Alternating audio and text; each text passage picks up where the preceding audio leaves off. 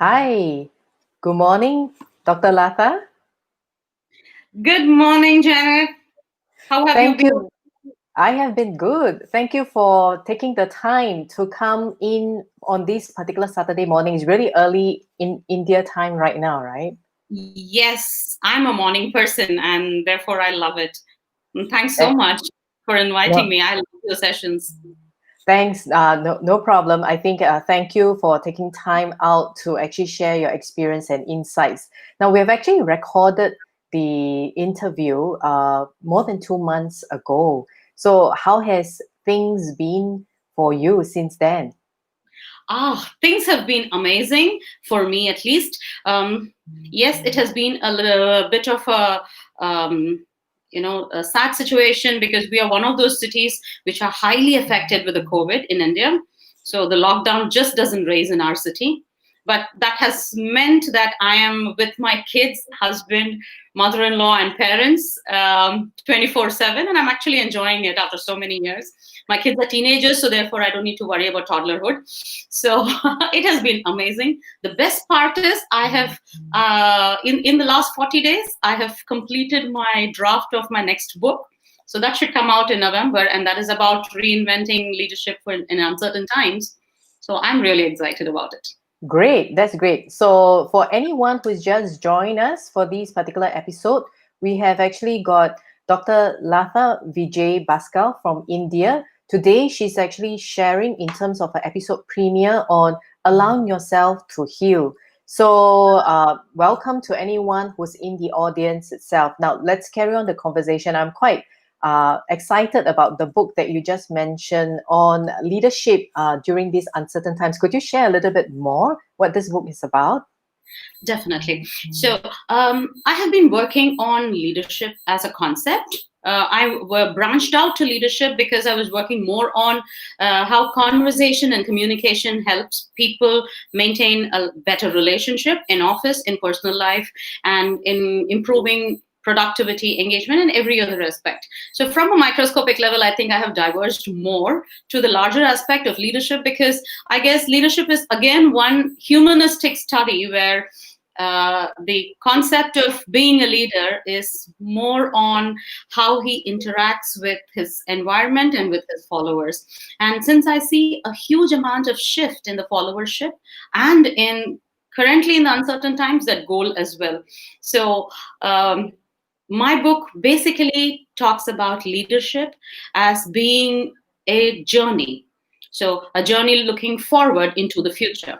So I have 7 steps specifically in the journey, if you might say, 7 stations to your place. And those are the steps that help you to ensure that the changing followership and the dynamic goal change because of the uncertain times are able to be harnessed, not really bet down or I'm not talking about winning over such things, but accepting and harnessing and leveraging them so that you become a better leader. Great. Now, I also understand that this is actually not a self-published book. It was the publisher who basically came to you, and congratulations, because it's a pretty crowded market, and there must be something that they wanted to investigate before they actually approach you to write this book on leadership. Could you share a bit more from that perspective? Yes, actually, Sage Publication approached me in March, April, I think. I'm assuming it is more because of the fact that the research that I have done has been an effort of, I think, 10 years of my work in understanding the changing generation, the followership, and of course, the changing goals that keep happening. So this I had published as an ontological model for new leadership in INDEM 2020, which is the Indian Academy of Management conference, and I got the best track award as well. So while that gets published in, I think, Business Perspectives and Researcher and Journal, the entire concept of that itself is getting published in a book. Right, right. I see. Now, the other thing is actually before we went live and we were chatting on how followership has changed. And you define leadership, interestingly, from the perspective of engaging clients from a followership perspective. That's how then from a Gen X, because I think a lot of the managers and the people who are in the rungs in management or leadership positions are Gen X or baby boomers. How do they engage actually the new followers in the business network right now? So, when we have communication, the biggest part of communication which does not get appreciated enough is the listening. In the same way, when we're talking about leadership, we look about all the traits, the competencies, the skills that one individual should be having, but we don't look at the listening part, which is actually the followers in that leader. So leadership is not a single act. You can become a leader only if you have some followers. So by that very logic, understanding the changing followership should be very important for us. So in my opinion, currently we are having a change in followership in a few areas. One is the changing generation. So the millennial, and I think the Gen X, the Gen Z will be coming in a few years. The first of Gen Z would be 18 this year. So we should see them in the market working alongside Gen Y, which is the millennials, in maybe 5 years' time. So it is the Gen X, which are the older generation. Right. Now. And what I find as different is this is a generation which is completely different. They have been tutored by Mark Zuckerberg. They have been asked to like, share. This is that generation which has taken technology not as a specific skill, but just a way of life. It is also that first generation which will say, hey, I have a problem. Let me know who can, I'll go to the whiteboard, who can help me out? So this is a network generation. They are able to ask for help. They are able to provide that help without too much of thought process. They are able to say, hey, I know someone who can help you solve that one. And they're able to connect all these dots. Now, this is a beautiful generation, which is a little different from the self-sufficient, self-reliant, older generation that we are taught today. And therefore, their way of working will be different, and their motivations will be different. And we cannot say, I'm going to give you, you stay on in this company, I'm going to give you an extra bonus or a promotion. Maybe that doesn't work for them. And that has been a big complaint for me, where in some of my clients, where they say, Latha, we actually gave them a promotion. What more do they want? And and they still quit, because for them, work and life is a whole. It is not like a balance that we used to do, a trade-off a little bit here and trade-off a little bit there, but it's a whole for them. And that is one changing followership. There is yet another huge change in the followership. And this is in the process in which we are actually thinking about followers. There used to be a time when all organizations will be, on the supply chain, a value add to a supply chain. There is a product, and so there's a production, and then the entire organization has support functions, marketing, advertising, and we value add everything, push it to the customer. Now, this is an organization that we used to know. But today, that doesn't happen. Today, we have organizations like Airbnb, Uber. We have peer-to-peer lending, which is, again, part. And if you see even something as traditional as posting traditional as and newspaper, we are having a lot more content writers who are on the go instead of regular full-time employees. So today, who are your actual employees? They are a huge wide network. For example, for Uber, it's a huge wide network of all those drivers who come together. So for a leader, his very concept of who he is leading has changed. So we are a platform now, not a linear model anymore. That's true.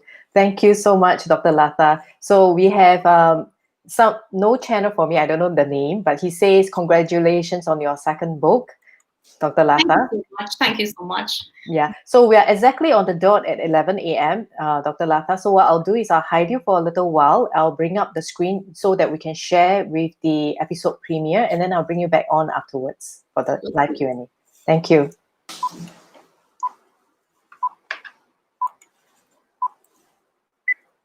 Hi, welcome to the Leadership During Crisis Online Summit series.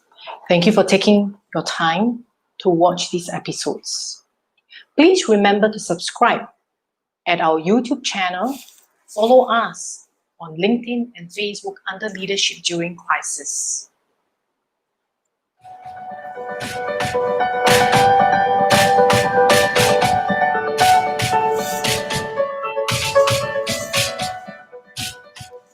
Why or what led to the crisis in your particular situation or organization?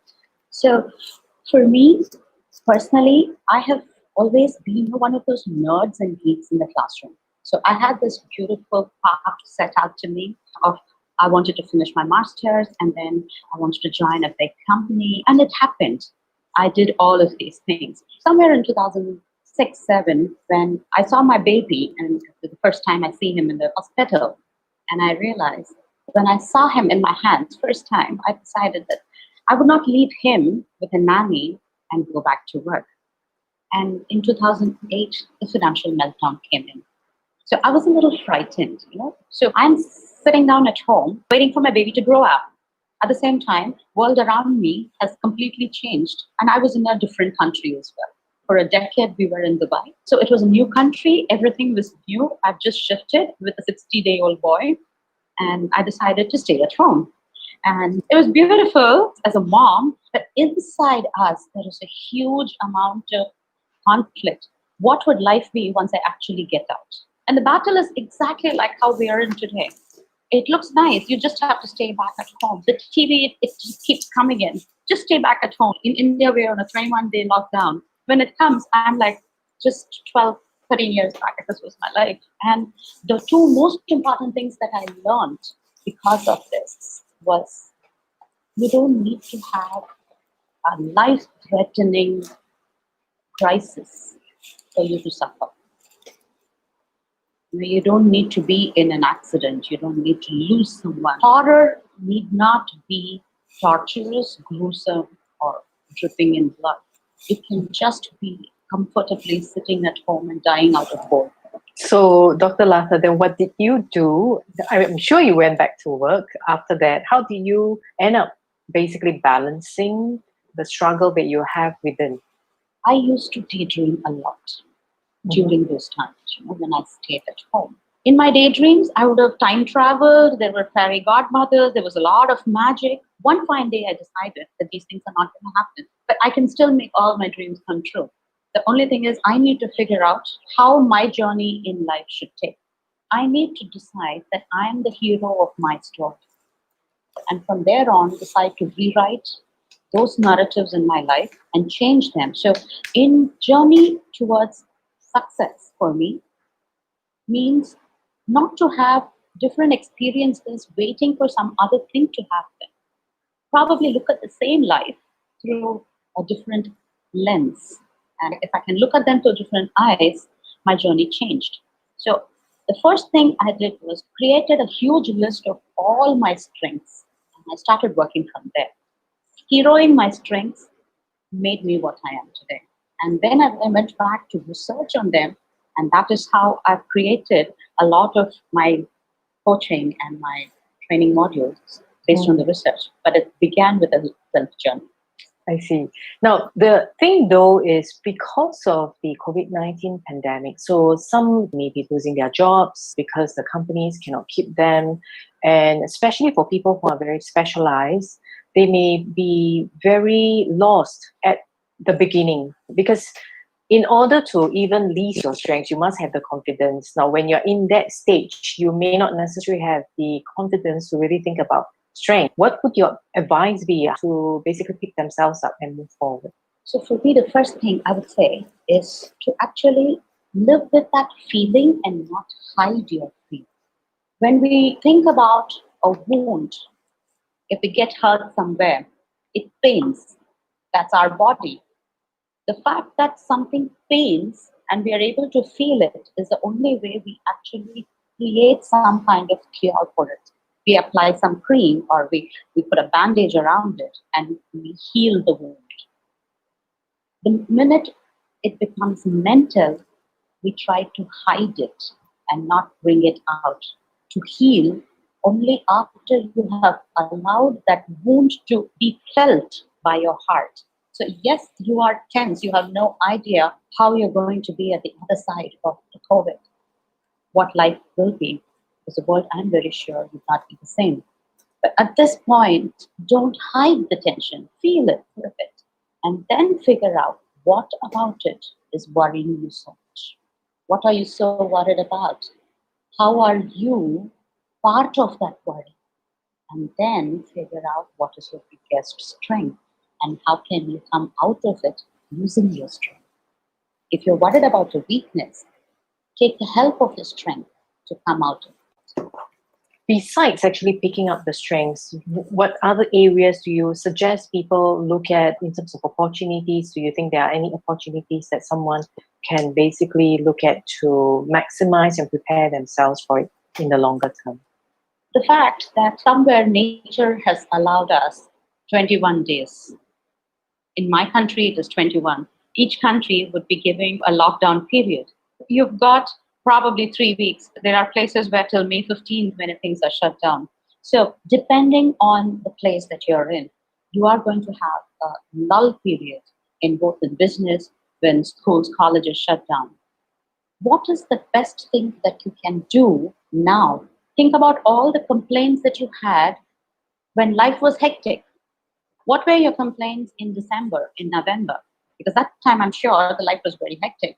So what were your complaints at that time? Did you not have time for family? Did you wish you could learn something new? Did you wish that, oh God, if I just had that skill, I would get that next promotion? Take this time out to learn all of them, equip yourself. I think, at least from my side, I'm a very fluid person, which means I'm very comfortable in chaos and I'm creative. At the same time, the organizing skills in me and my life and everything around me is very bad. So I've taken this time to organize my life, my laptop, which is horrible, my house, everything around me, put them into slots, create sense and systems, because in a daily aspect of things, we don't have these times. This is like a time out. So while, yes, we are living this life of social distancing, grow closer to yourself. Be with yourself for some time. But for some very busy executives, I think it's quite tough for them to even steal their thoughts, especially like, for example, if their financial commitments are very high, or if they run a business. If you're a business leader right now, you'll be worrying about the commitments to your employees and all those. Would you advise in the same way, or what would you suggest that they do? So my question is, if you are worried, will that give you any kind of solution faster? It would not. Worry is a state of being. So therefore, worrying more will not give you solutions more. If you just slow down, a lot more solutions will come up. Allow that mind to settle a little bit. The tensioned, stressful mind does not bring in too much of solutions. I would ask people to think about 2 or 3 things. One, what are all the problems that can happen? List them down. What are the things that you can control based on all these things? Write them down. See if you can control them. What are the things that are uncontrollable? If you cannot, are there any other ways to control them? Write them down again. See if you can go and ask for help. Today, probably, you can take that time out to build deeper connections, call up, be there for people. And maybe tomorrow, these connections will come back together to help you out. And if there still are things that are uncontrollable by you, worrying is anyway not going to solve it. Look for the strength to get outside, maybe think differently about it. But again, being worried is not a solution.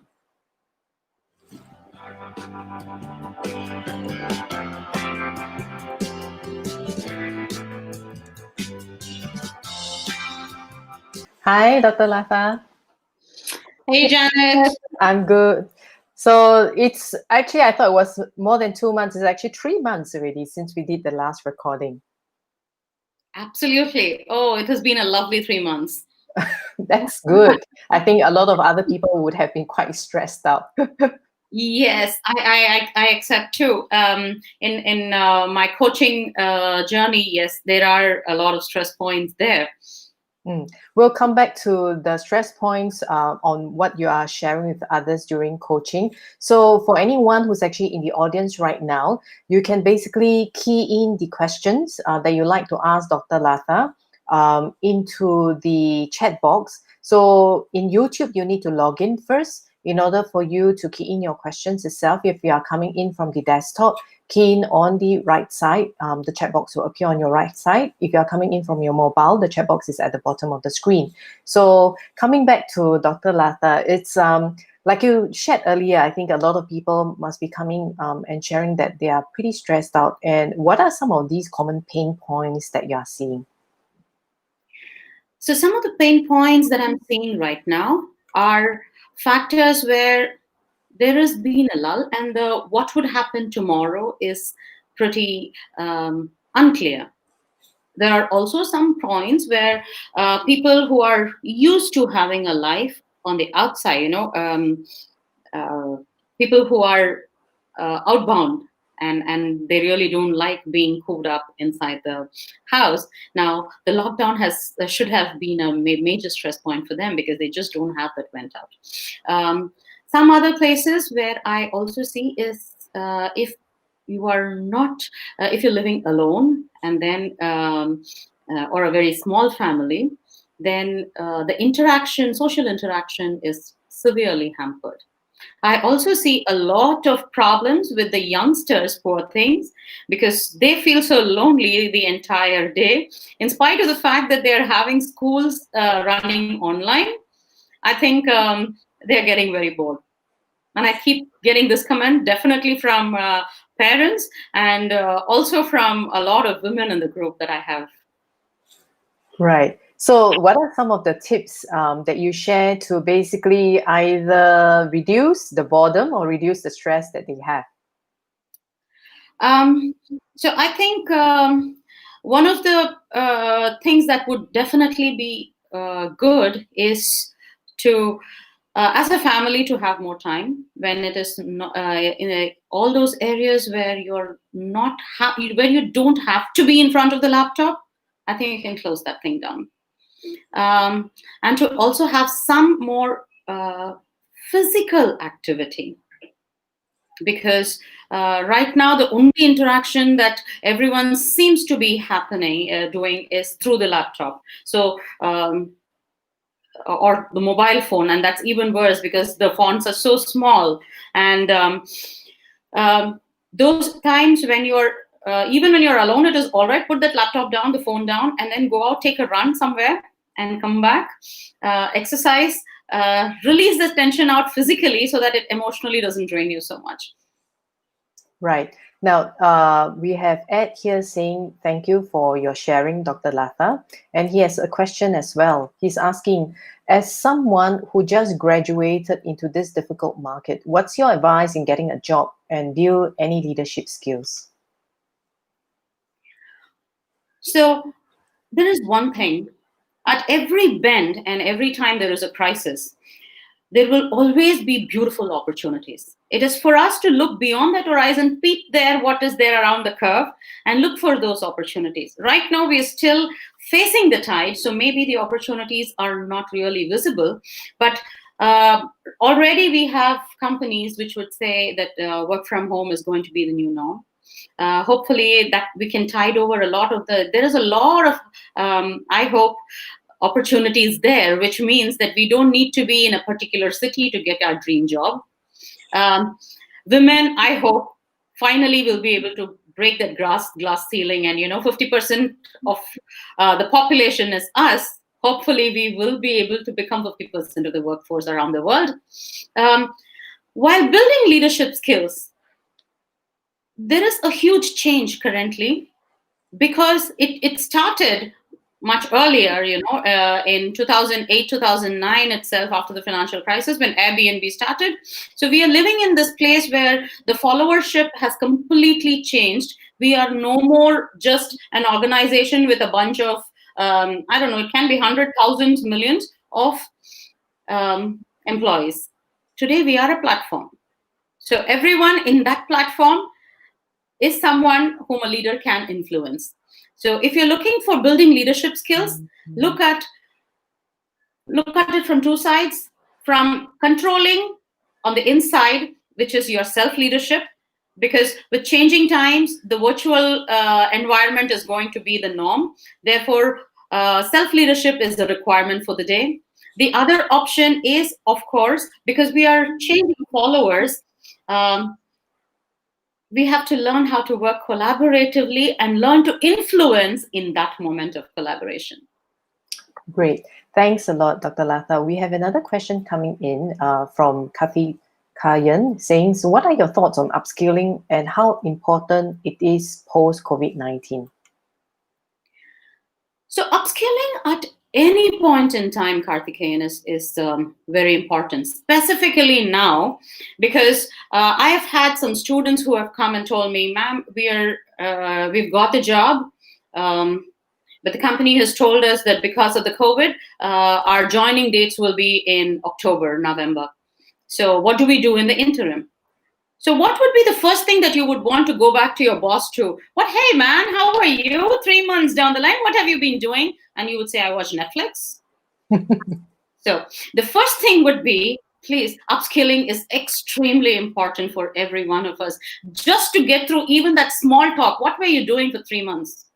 If you have been complaining for something in November and December, and in spite of the 3-month lull period, I think we're extending it. It's almost 5 months of lull period now.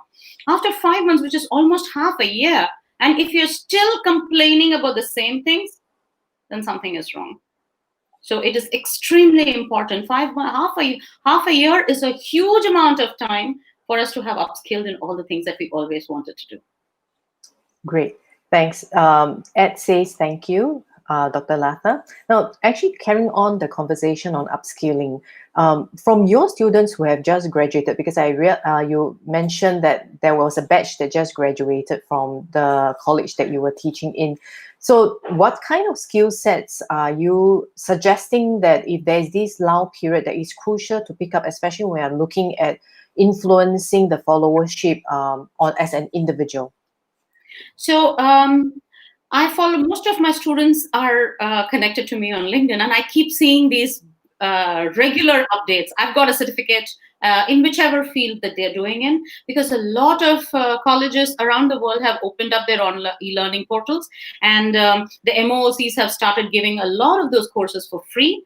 So opportunities are huge.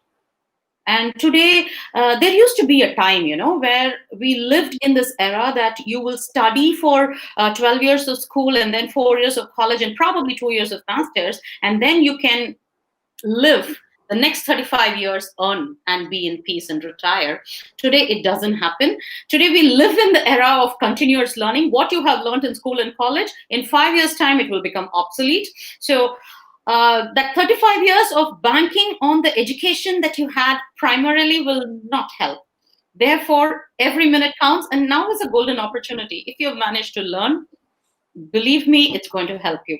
So look at it. What would you think are the probable changes that is going to happen in your industry? Now, one place where I'm so proud of are all the school teachers, I'm not even talking about university professors. I'm talking about school teachers. I see my kids go through them. Most of these teachers did not have technical skills. Technology was not, though, it was a lot of those things. Blended learning is new to them. Overnight, they were asked to learn all of them, and they managed to deliver. Today, every school teacher is working on Zoom, on all the other platforms, and teaching very, very young minds, managing the classroom attendance, creating that engagement in the classroom, and still managing to hold attention of 35, 40 odd children with a skill which she just picked up 10 days ago. So, thank you. Yes. Thank you, Dr. Latha. We have a question from No Channel for Me. Given work from home will be way of life, what changes should a leader make to their leadership style to inspire their team in this context? So yes, the one change that would probably come to stay will be work from home. I hope so too. While COVID need not be a huge event in the history of events in mankind, probably in the last 500 years, but I hope it would be a huge watershed moment specifically for work from home options. And given that we are going to be on virtual teams, the first thing that we need to learn as a leadership is, end of it, while we know that there are other participants in that call, we are actually talking to one camera, which we are looking at ourselves. It's a very lonely job. And that isolation is a huge problem. So when we're talking leadership, we need to upskill ourselves to create influence and engagement in an meeting environment and ecosystem where predominantly all of us are isolated and fragmented actually in various parts of the world. And physical fragmentation, but still we're going to bring in emotional and decision-making cohesiveness. And that probably will be a big challenge for leadership in the coming times. Thank you. Now, would you have some examples of like how, as a leader, like you said, when we're speaking into a camera, to be able to actually influence and motivate my team? Because there was another question that came out is like, versus with this virtual environment, how do you ensure the high touch and human connection that we're so used to? So look at it from the viewpoint of if you were not in a virtual environment. What used to happen back in the days when all of us used to go to that office and work. So if you have a meeting, I think during the course of the meeting, you would not build in connections. You build in those connections before and after the meeting. So we need these virtual water cooler moments where we sit together and have a chat, where we have a coffee together. Now, that does not happen because of the lack of physical closeness here, but we can bring that in. Team leaders, if you can take the time to call your team members, both individually and together, if you can, and create moments where you are building those relationships. Now, figure out how you can create those water cooler moments, even virtually. And that is the place where you're going to build that faith and trust and influence. And those are the things which are going to help you when nothing else and reason is not there. Today, with so much of uncertainty, we cannot work on logic and reason. We have to work on faith and belief and influence. And at that time, those relationships matter. Right. And it shows that you're caring. Sometimes we don't even know what the other person is going through because we are only looking at a very small face on the screen. The rest of the life is not known. So take the time to know the whole person and how he is. Great tips. I think getting to know the person, knowing and understanding their background and perspectives will definitely improve. And one of the key tips you mentioned is not to build it during an actual meeting itself, but pre or post. So the other thing I wanted to check with you is like, I'm sure you're in contact with some of your previous students who may be young leaders leading their team, and they may not have gone through a crisis. So with a crisis like this and the aftermath that from an economic standpoint, it can be worsening before it actually gets better. So what would be the 3 tips you feel these young leaders should have in terms of moving forward or leading their team forward to thrive into the future? So when I think about 3 tips, there are some things which we think we can wait it out. And whenever a crisis happens, we think of let's wait it out. But the uncertain times, at least, is one thing which we are not going to wait out. It's going to be here. We're going to have uncertain times in the foreseeable future. It's going to take a long, long time for anything to become stable again, if ever. So don't wait out for things to settle. Ride that wave towards this uncertainty and figure out what happens. Now, for every time there is a crisis, there is always an opportunity. And if you see all the companies that have come up in crisis, there will be a huge amount of success stories. If you say, this is not the first time that students are passing out during a crisis time. There have been students passing out during the 9/11. There have been students passing out during this financial crisis in 2008 and 9. There have been people passing out all over every year, and every year we seem to have something. This has taken a little bit longer. So don't think about it as something that only you are going through. People have gone through. So there are a lot of success stories around the net. The second one will be, if you can wait out small things, your worries that are there, put it on hold and see how that works. So for opportunities, please don't wait for them. For things which you feel that these are not opportunities, but I just don't know how to do about it. Now, those things, try waiting for a little bit. If you figure out solutions on how to live and race, towards that disruption and uncertainty, please go ahead and do it. But defensive mechanism to face crisis is not really advisable. Attack it. We have another question here from Jayashri saying, how can working parents balance their children's, especially elementary kids, virtual learning needs and still remain productive? Oh, Jayashri, I know that has been a major question that a lot of people have been asking me, but it is a little difficult, specifically because we are having a lot of newness in the situation. Kids are new to the whole thing of actually learning in a virtual environment. They are so used to, and specifically elementary kids, they're used to only watching Peppa Pig, and suddenly you've told them that you're going to do math problems there. It's not easy. So understand the newness for the child, but it is an opportunity for us. Specifically children, they work in the zone of imagination. That is the reason why they actually believe in Santa Claus and the reindeer, and we don't, and the tooth fairy. So if we can build their imagination and say, and instead of saying sit down and study, and you can actually build their imagination to ensure that they are creatively engaged in their work, that would be the first step. The second would be, yes, specifically if you want to, balance your productivity as a parent working in your organization, and if you're in the same room, I think the one thing that I do as a mother is be in the same room as my younger one. The elder one does her work on her own. My younger one, yes, I be in the same room as him, and I monitor so that the windows just don't change to chat and videos. It is actually stuck in the classroom. So I monitor a little bit. The very fact that we are there gives a human connection as well. That is something which I feel.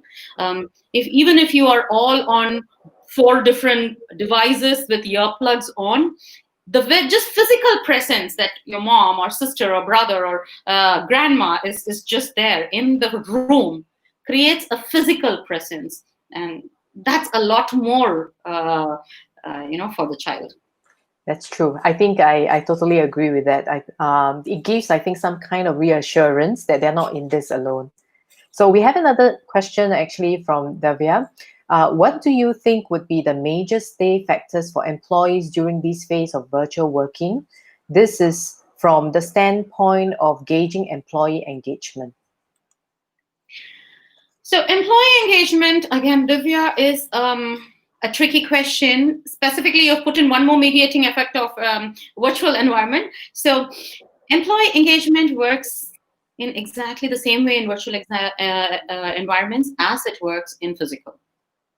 We create those engagements with human beings. We don't create it through a channel.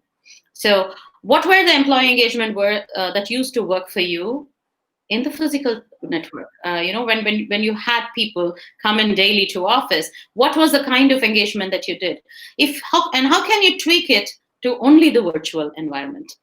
The differences here will be that you actually don't understand what is happening in the life of your team member in a virtual environment. That also means that there is a blur in the work and life thought process, because there is a physical blur now. It's always easy, to leave the home and then go to office, concentrate on the office for some time, come back home and forget the office at that time. But now that blur is there in every one of us. So we tend to multitask, not just office work during office time, but housework also during office time. So creating engagement now will be to understand that these lines have blurred. So therefore, when you're trying to influence and create productivity, remember the lines are blurred. So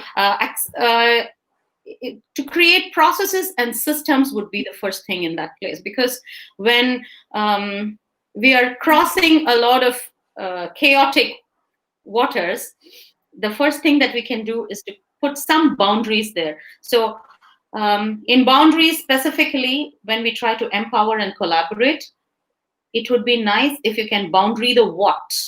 That is, you tell them what to do, what are the goals, what is the value system, and what are the things that you believe in. But if you can unleash the how and allow them to do it on their own, now that will give that sense of freedom, their idea of multitasking, and also this beautiful concept of she cares for me kind of environment. And I think engagement works very well in that place. Yes, thank you, Dr. Latha. I totally agree. I hear a lot of companies where the bosses are actually breathing down the necks. I was quite shocked when I think my sister was sharing that one of her colleagues' daughter had to stay in front of the computer, logged on at a certain timing, stay in front till time ends for lunch, and then log out if they need to go for a toilet break. They actually have to key in and ask for permission. So it's really like being prison, the computer prison to your screen for that how many hours that you're working. So it's not necessarily defining how, but actually setting the boundaries and defining what is the outcome you would like to achieve with your team in terms of gaining the productivity and engagement that will be critical. And time really flies. It's already at 11:33, Dr. Latha. Thank you so much for your time and sharing and insights. And thank you for all the audience who stayed on with us till now. So, Dr. Latha, thanks for sharing your insights and experience again. Thanks so much, Janet. It was lovely being with you once again. And I hope we connect again. Yes. Thanks so much, guys, for asking those lovely questions.